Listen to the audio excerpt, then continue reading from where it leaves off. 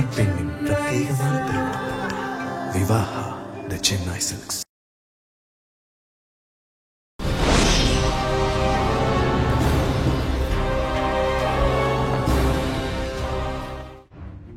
உலகத் தமிழ் உறவுகளுக்கு வணக்கம். தமிழக வெற்றி கழகத்தினுடைய தலைவர் விஜய் அவர்கள் ஆற்றியிருந்த உரையை உலக தமிழ் இனமே அவரோடு எதிர்பார்த்து காத்துக் கொண்டிருந்தது. விரும்பியோ விரும்பாமலோ அல்லது குறைகளை கண்டுபிடிப்பதற்காகவோ என்று பலர், கிட்டத்தட்ட ஒட்டுமொத்தமான தமிழக மக்களும் அந்த உரையை ஆவலோடு எதிர்பார்த்து காத்துக் கொண்டிருந்தார்கள். புலம்பெயர்ந்த மண்ணிலும் ஈழத்தமிழ் மண்ணிலும் கூட விஜயனுடைய அந்த உரை மிக ஆவலோடு எதிர்பார்க்கப்பட்டுக் கொண்டிருந்தது. குறிப்பாக விஜயனுடைய ரசிகர்கள், இளம் தமிழ் தலைமுறையினர் விஜயனுடைய அந்த உரையை மிக ஆவலோடு, மிக எதிர்பார்ப்புகளோடு எதிர்பார்த்து காத்துக் கொண்டிருந்தார்கள். ஈழத்தமிழர்கள் பற்றி விஜய் ஏதாவது பேசுவார், தமிழ் இனப்படுகொலை பற்றி ஒரு கண்டனத்தையாவது வெளியிடுவார், செம்மணி புதைகுழியில் தோண்ட தோண்ட வந்து கொண்டிருக்கும் மனித எலும்புக்கூடுகள் பற்றிய விழிப்புணர்வை வெளிப்படுத்துவார். இப்படி பல்வேறு எதிர்பார்ப்புகளோடு ஈழத்தமிழ் இனத்தின் இளம் தலைமுறையினர் காத்துக் கொண்டிருந்தார்கள். ஈழத்தமிழர்கள் பற்றிய தீர்மானம் ஒன்றை ஏற்கனவே விஜயின் தமிழக வெற்றி கழகம் வெளியிட்டிருந்த நிலையில் இம்முறை உரையில் நிச்சயமாக ஈழத்தமிழர்களின் பிரச்சினை விஜயினால் பிரஸ்தாபிக்கப்படும் என்றே ஈழத்தமிழர்கள் எதிர்பார்த்திருந்தார்கள். குறிப்பாக விஜய்க்கு அரசியலை ஊட்டி வளர்த்த விஜயின் தந்தை ஈழத்தமிழர்கள் மீது அக்கறை கொண்ட ஒருவர் என்பதாலும், விஜயின் மனைவி ஈழத்தமிழ் பின்புலத்தை கொண்ட ஒரு பெண் என்பதாலும், விஜய் தமிழ் இனத்தின் மீது பற்றுக்கொண்ட ஒரு சுத்த தமிழன் என்பதாலும், ஈழத்தமிழர் விவகாரம் பற்றி விஜய் தனது உரையில் குரல் எழுப்புவார் என்ற பெரிய எதிர்பார்ப்பு ஈழத்தமிழர்களின் இளம் தலைமுறையினர் மத்தியில், குறிப்பாக அவரது ரசிகர்கள் மத்தியில் நிறையவே காணப்பட்டது. ஆனால் ஈழத்தமிழர்கள் பற்றி ஒற்று வார்த்தை கூட விஜய் பேசவில்லை. ஈழத்தமிழர்கள் பற்றிய ஒரு கண் அசைவை கூட அவர் தனது அந்த மாநாட்டில் காண்பிக்கவில்லை.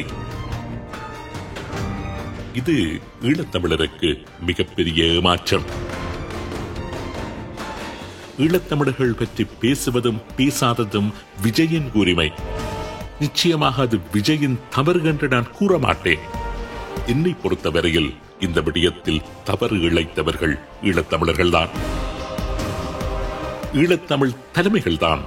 விஜய் ஈழத்தமிழர்கள் பற்றி ஒரு வார்த்தை கூட பேசாததற்கு ஒரே காரணம், ஈழத்தமிழ் அமைப்புகள், ஈழத்தமிழ் தலைவர்களது இயலாமையும் செயற்படாத தன்மையும் தான் விஜய் போன்ற ஒரு இளம் தலைவர் ஈழத்தமிழர்கள் பற்றி ஒரு வார்த்தை கூட பேசாமல் கடந்து சென்றதற்கு முதன்மையான காரணம். எப்படி என்றுதான் இன்றைய உண்மையின் தரிசனம் நிகழ்ச்சியில் சுருக்கமாக நாம் பார்க்க இருக்கின்றோம். விஜய் உரை நிகழ்த்திய அன்றைய தினம் தமிழக ஊடகங்களை எடுத்து நோக்கினால் விஜயின் உரை தவிர்ந்த வேறு எந்த செய்தியுமே தமிழக ஊடகங்களில் தலைப்புச் செய்தியாகவில்லை. விஜயின் அந்த உரை மாத்திரம்தான் தமிழகத்தின் அத்தனை தொலைக்காட்சிகளையும் சமூக ஊடகங்களையும் ஆக்கிரமித்து வைத்திருந்தது. பாராட்டியோ விமர்சித்தோ தமிழகத்தின் அத்தனை ஆய்வாளர்களும் விஜயின் உரை பற்றிய ஆய்வுகளை செய்திருந்தார்கள். அடுத்த 3 தினங்களுக்கு இன்றைக்கு வரைக்கும் விஜயின் அந்த 33 நிமிட பேச்சுத்தான் தமிழக ஊடக பரப்பில் விவாத பொருளாகி சாதகமாகவோ எதிராகவோ பேசியே ஆக வேண்டிய ஒரு நிர்பந்தத்தை அங்கு உருவாக்கிவிட்டிருக்கின்றது. விஜயின் அந்த 33 நிமிட உரையில் உற்று வசனம், உற்றியொரு வசனம் ஈழத்தமிழர்கள் பற்றி வந்திருந்தால் இன்று கோடிக்கணக்கான தமிழ் மக்கள் மனங்களில் ஈழத்தமிழ் விடயம் கொண்டு சென்று சேர்க்கப்பட்டிருக்கும். ஈழத்தமிழர் விவகாரம் தமிழ்நாட்டு மக்கள் மத்தியில் ஒரு பேசுபொருளாக மாறியிருக்கும். ஆனால் இப்படிப்பட்ட அரியதொரு சந்தர்ப்பத்தை நாம் தவறவிட்டு விட்டோம் என்றுதான் நான் கூறுவேன். ஈழத்தமிழர் பிரச்சனையை தமிழகத்திற்குள் தமிழக மக்கள் மத்தியில் கொண்டு செல்வதில் ஈழத்தமிழ் தலைமைகள் தோல்வியடைந்து விட்டன என்றுதான் நான் குற்றம் சுமத்துவேன். அடிப்படையில் நான் விஜயின் ரசிகன் அல்ல, விஜயின் ஆதரவாளனும் அல்ல. தமிழ்நாட்டு அரசியலில் ஈழத்தமிழர்கள் எந்த பக்கமும் சார்பு நிலை எடுக்காது தமிழ் மக்கள் பக்கம் மாத்திரமே நிற்க வேண்டும் என்கின்ற நிலைப்பாட்டை எடுத்து வருகின்றவன் நான். விஜயின் உரையில் ஈழத்தமிழர் விவகாரம் இடம்பெறாததை ஒரு உதாரணத்திற்காகத்தான் இங்கு முன்வைத்திருக்கின்றேன்.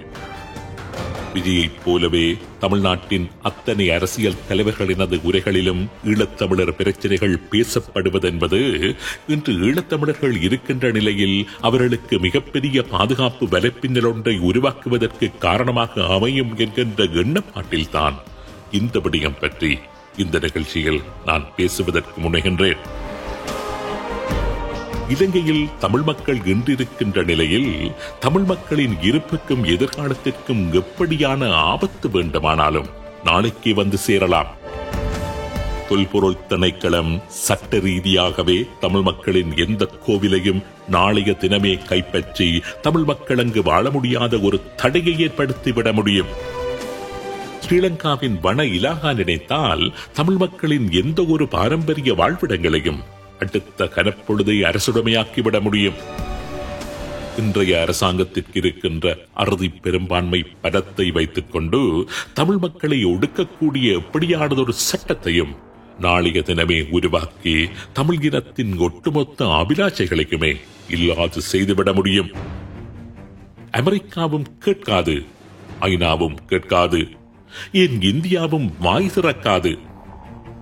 ஆனால் ஈழத்தமிழ் மக்களுக்காக நிற்கக்கூடிய நின்று போராடக்கூடியவை இரண்டு தரப்புகள் மாத்திரம்தான். ஒன்று புலம்பெயர் தமிழர்கள், மற்றது தமிழ்நாட்டில் வாழும் நமது தொப்புள் கொடி உறவுகள். இலங்கை சுதந்திரமடைந்த காலம் முதற்கொண்டு நடைபெற்று வருகின்ற ஈழத்தமிழருக்கு எதிரான ஸ்ட்ரக்சரல் ஜெனசைடை, அதாவது கட்டமைக்கப்பட்ட இன அழிப்பை தடுத்து நிறுத்தக்கூடிய ஒரே வல்லமை நமது தமிழ்நாட்டு உறவுகளுக்கு மாத்திரம்தான் இருக்கின்றது. இந்தியாவின் மத்திய அரசுக்கு அழுத்தங்களை வழங்கி அதனை இலகுவாக செய்து காண்பிக்கும் உணர்வும் பலமும் உரிமையும் எமது அந்த உறவுகளுக்கு மாத்திரம்தான் இருக்கின்றது. ஆனால் அந்த மக்களுக்கு, ஈழத்தமிழர்களுக்கு இலங்கையில் விளைவிக்கப்படுகின்ற இன்னல்கள் பற்றி கூறுகின்ற காரியத்தை எமது தலைமைகள் செய்வதே இல்லை என்பதுதான் நான் இங்கு சுட்டி காண்பிக்க விரும்புகின்ற ஒரு குறை. தமிழ்நாட்டில் வாழுகின்ற தமிழ் மக்கள் மத்தியில், குறிப்பாக தமிழ்நாட்டில் வாழுகின்ற அடுத்த சந்ததியினர் மத்தியில் ஈழத்தமிழ் மக்களின் பிரச்சனைகளை, அவர்கள் எதிர்கொண்டு வருகின்ற ஆபத்துக்களை மிக கவனமாக கொண்டு சென்று சேர்ப்பது என்பது இலங்கையில் ஈழத்தமிழர்களுக்கு எதிர்காலத்தில் மிகப்பெரிய பாதுகாப்பு வலைப்பின்னலை ஏற்படுத்தக்கூடியதான ஒரு செயற்திட்டம். நமக்கு வரும் 30 மைல்கள் தொலைவில் உள்ள தமிழ்நாட்டு தமிழர்களுடன் மாத்திரம் ஒரு உறவு பாலத்தை சரியான முறையில் காத்திரமாக அமைத்து விட்டோமானால் இலங்கையில் ஈழத்தமிழர்கள் சிறுபான்மையினர் அல்ல, தமிழ்நாட்டில் வாழும் 8 கோடி தமிழர்களையும் உள்ளடக்கிய பெரும்பான்மை சமூகம் நாங்கள். வேறு எந்த தரப்பும் அல்ல, தமிழர்கள்தான் அங்கு பிராந்திய வல்லரசு. அந்த பிராந்தியத்தில் தமிழர்கள் மாத்திரம் ஒன்று கூடி நின்று துணிந்து விட்டால் தமிழர்களை அடக்குவதற்கும் ஒடுக்குவதற்கும் யாருமே அங்கு வர முடியாது. ஆனால் ஈழத்தமிழர்களுக்கும் தமிழ்நாட்டு தமிழர்களுக்கும் இடையிலான ஒரு உறவு பாலத்தை அண்மை காலமாக எமது அரசியல் தலைவர்கள் சரியான முறையில் அமைக்கவில்லை என்பதுதான் எனது கவலை, குற்றச்சாட்டு. நீங்கள் அப்படி செய்திருந்தால் கடந்த வாரம் தனது உரையில் விஜய் ஈழத்தமிழர்கள் பற்றி நிச்சயம் பேச இருப்பார். ஈழத்தமிழர்கள் பற்றி விஜய் அன்றைய தினம் மாத்திரம் ஒற்றுவரை பேசியிருந்தால் விரும்பியோ விரும்பாமலோ அது இன்று தமிழ்நாட்டின் அத்தனை ஊடகங்களினதும் பேசுபொருளாக மாறியிருக்கும். தமிழ்நாட்டில் உள்ள மற்ற அரசியல் கட்சிகளும் ஈழத்தமிழர் பற்றி பேசியே ஆக வேண்டிய ஒரு நிர்பந்தத்தை அது உருவாக்கியிருக்கும். அடுத்த 8 மாதங்களில் நடைபெற இருக்கின்ற தமிழ்நாட்டு சட்டசபை தேர்தலின் பரப்புரை மேடைகளில் தொடர்ந்து ஒலிக்கின்ற ஒரு விடயமாக ஈழத்தமிழர் விவகாரமும் மாறியிருக்கும். நாங்கள் அதில் தவறவிட்டு விட்டோம். நான் இங்கே விஜயின் உரை என்று கூறியது ஒரு உதாரணத்திற்கு மாத்திரம்தான். தமிழ்நாட்டின் அத்தனை தலைவர்களும் ஈழத்தமிழர் பற்றி பேசுவதற்கு எமது அரசியல் தலைவர்கள் முயற்சிகள் செய்ய வேண்டும். சீமானை தவிர எந்த அரசியல் தலைவரும் தமிழ்நாட்டில் ஈழத்தமிழர் பற்றி பெரிதாக பேசுவதை அண்மை காலங்களில் காண முடியவில்லை. அதேவேளை தமிழ்நாட்டில் செயற்படுகின்ற எந்த அரசியல் தலைவருமே ஈழத்தமிழருக்கு எதிரான நிலைப்பாட்டில் நிற்பதையும் காண முடியவில்லை. அநேகமாக தமிழ்நாட்டு தலைவர்கள் அத்தனை பேருமே ஈழத்தமிழர்கள் மீது பாசம் கொண்ட, பச்சத்தாபம் கொண்ட தலைவர்கள், ஈழத்தமிழர்களை உயிராக நேசிக்கின்ற தலைவர்கள். தவறு ஈழத்தமிழ் தலைமைகள் பக்கத்தில் தான் இருக்கின்றது. நாங்கள் எங்களது உணர்வுகளை, எங்களுடைய பிரச்சனைகளை தமிழ்நாட்டு மக்கள் மத்தியில், தமிழ்நாட்டில் உள்ள அரசியல் கட்சியினர் மத்தியில் கடத்துவதில் மிகப்பெரிய பின்னடைவுடன் நின்று கொண்டிருக்கின்றோம். இந்த இடத்தில் ஈழத்தமிழ் அரசியல் தலைவர்களை பார்த்து நான் கேட்கின்றேன், உங்களில் எத்தனை பேருக்கு தமிழ்நாட்டின் அரசியல் கட்சிகளுடன் தொடர்புகள் இருக்கின்றது? அண்மை காலத்தில் எத்தனை தமிழ்நாட்டு தலைவர்களை நீங்கள் சென்று சந்தித்திருக்கின்றீர்கள்? இத்தனை தமிழ்நாட்டு தலைவர்களை உங்களுடைய நிகழ்ச்சிகளுக்கு விருந்தினராக அழைத்திருக்கின்றீர்கள்? இத்தனை பேருடன் பேசியிருக்கின்றீர்கள்? இத்தனை தமிழக தலைவர்களுடன் நீங்கள் தொடர்பில் இருக்கின்றீர்கள்? ஈழத்தமிழ் பிரச்சனைகளை நீங்கள் எத்தனை தலைவர்களுக்கு எடுத்து எம்பியிருக்கின்றீர்கள்? தமிழ்நாட்டை அடிப்படையாக கொண்ட உங்களுடைய நிகழ்ச்சி நிரல் என்ன? தமிழ்நாட்டு மக்கள் மனங்களில் ஈழத்தமிழர்களுடைய பிரச்சனையை கொண்டு செல்வதற்கு நீங்கள் போட்டு வைத்திருக்கின்ற சீர்திட்டம் என்ன? தமிழ்நாடு என்கின்ற விடயத்தில் மிகப்பெரிய தோல்வியை நீங்கள் தமிழ் இனத்திற்கு வழங்கிவிட்டுள்ளீர்கள் என்பதை உரிமையோடு உங்களுக்கு சுட்டிக் காண்பிக்க விரும்புகின்றேன். புலம்பெயர் மண்ணில் சிறிய சிறிய அமைப்புகள் கூட தமிழ்நாட்டு அமைப்புகளுடனும் அரசியல் கட்சிகளுடனும் எப்படியாவது தொடர்புகளை பேணி எமது மக்களுக்கான ஒரு பாதுகாப்பு வலைப்பின்னலை உத்தரவாதப்படுத்த வேண்டும் என்று துடியாய் துடித்துக் கொண்டிருப்பதை நான் கண்டு வருகின்றேன். ஒருவராக, இருவராக, சிறு சிறு குழுக்களாக சேர்ந்து அதனை ஒரு வரலாற்று கடமையாக எண்ணி செய்து வருவதையும் நான் கண்டு வருகின்றேன். தமிழ்நாட்டில் உள்ள தமிழ் தேசிய அமைப்புகளுடனும் திராவிட அமைப்புகளுடனும் பல இளைஞர்கள் தனித்தனியாக தொடர்புகளை பேணி நட்பை வளர்த்து ஈழமக்களின் உணர்வுகளை கடத்துவதில் பெரும் பிரயத்தனங்களை மேற்கொண்டு வருகின்றார்கள். பிரித்தானியாவில் வசிக்கின்ற ஒரு பெண் தனியாக இந்தியாவுக்கு சென்று அங்கு நீண்ட காலம் தங்கியிருந்து பல மாநிலங்களின் தலைமைகளை சந்தித்து ஈழத்தமிழர் பிரச்சனையை அவர்களது பார்வைக்கு கொண்டு செல்ல முயன்றது பற்றியெல்லாம் நான் கேள்விப்பட்டிருக்கின்றேன். இது சரி, அது பிழை, இந்த கொள்கைகள் தவறு, அந்த கொள்கைகள் தவறு என்கின்ற விவாதத்திற்குள் நான் செல்ல விரும்பவில்லை. ஈழத்தமிழர்களின் பிரச்சனைகள், ஈழத்தமிழர்களின் அபிலாஷைகள், ஈழத்தமிழர்கள் எதிர்கொண்டு வருகின்ற ஆபத்துக்கள் தமிழ்நாட்டின் தொப்புள் கொடி உறவுகளிடம் கடத்தப்பட வேண்டும். அவ்வளவுதான். உலகத் தமிழர்கள் ஒரே அணியாக கைகோர்த்து நிற்க வேண்டும், ஒரே திசையில் பார்க்க வேண்டும், ஒரே பாதையில் பயணிக்க வேண்டும். இன்று ஈழத்தமிழ் மக்களின் ஒரே ஒரு பாதுகாப்பு வலைப்பின்னல் தமிழ்நாட்டு தமிழர்களே என்கின்ற யதார்த்தத்தின் அடிப்படையில் ஈழத்தமிழ் தலைவர்கள் தமிழ்நாட்டு அரசியல் தலைவர்களை அணுக வேண்டும், நட்பு பாராட்ட வேண்டும், உறவுகளை பேண வேண்டும், உரிமையோடு அவர்களை அணுக வேண்டும், அவர்களை எமது பிரச்சனையின் பக்கம் கொண்டு வந்து சேர்க்க வேண்டும். நமக்கான மிகப்பெரிய பாதுகாப்பு வலைப்பின்னலாக, பாதுகாப்பு வேலியாக, ஆதாரமாக அவர்களை நிறுத்தி வைக்க வேண்டும். நீங்கள் ஓடிச் சென்று அமெரிக்காவின் காரினக்க தேவையில்லை. இங்கு வங்கமாக அலைந்து திரிந்து ஊடகங்களுக்கு செவியளிக்க வேண்டிய அவசியமில்லை. அருகில் இருக்கும் எமது உறவுகளை நோக்கி கரங்களை நீட்டுங்கள். இதுதான் உங்களை நம்பி வாக்களித்த உங்கள் பிரஜைகளுக்கு நீங்கள் செய்கின்ற ஒரே ஒரு நன்மை.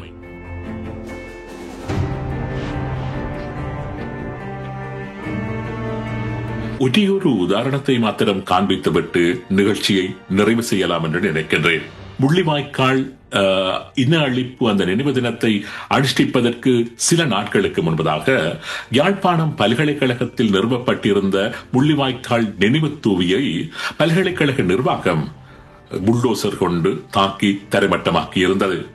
இதற்கு எதிராக மாணவர்கள் மிகப்பெரிய போராட்டத்தை முன்னெடுத்தார்கள். தமிழர்கள், தமிழ் அரசியல் தலைவர்கள் எல்லாம் வீதிகளில் திரண்டு மிகப்பெரிய ஆர்ப்பாட்டத்தையும் கண்டனத்தையும் அவர்கள் அந்த இடத்தில் முன்னெடுத்துக் கொண்டிருந்தார்கள். ஆனால் அரசாங்கமோ அல்லது பல்கலைக்கழக நிர்வாகமோ அவருடைய அந்த குரலை செவிமடுப்பதற்கு தயாராக இருக்கவில்லை. ராணுவத்தினரையும் காவல்துறையினரையும் அந்த இடத்தில் முன்னிலைப்படுத்தி மிகப்பெரிய அடக்குமுறையை அந்த மக்களுக்கு எதிராக, பல்கலைக்கழக மாணவர்களுக்கு எதிராக அவர்கள் பிரயோகிக்க தலைப்பட்டார்கள். ஆனால் அடுத்த தினம் திடீரென்று அந்த நினைவு தூவியை பல்கலைக்கழக நிர்வாகமே நிர்மாணிப்பதற்கு முன்வந்திருந்தது.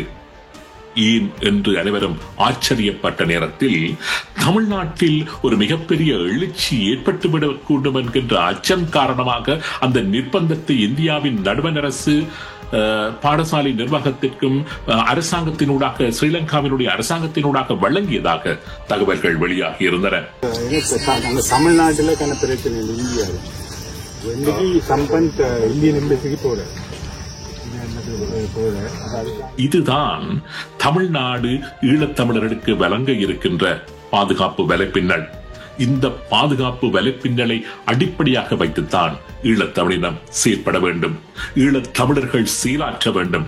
இதைத்தான் இந்த நிகழ்ச்சியினூடாக நான் கூறி வைக்க விரும்புகின்றேன். நன்றி, வணக்கம்.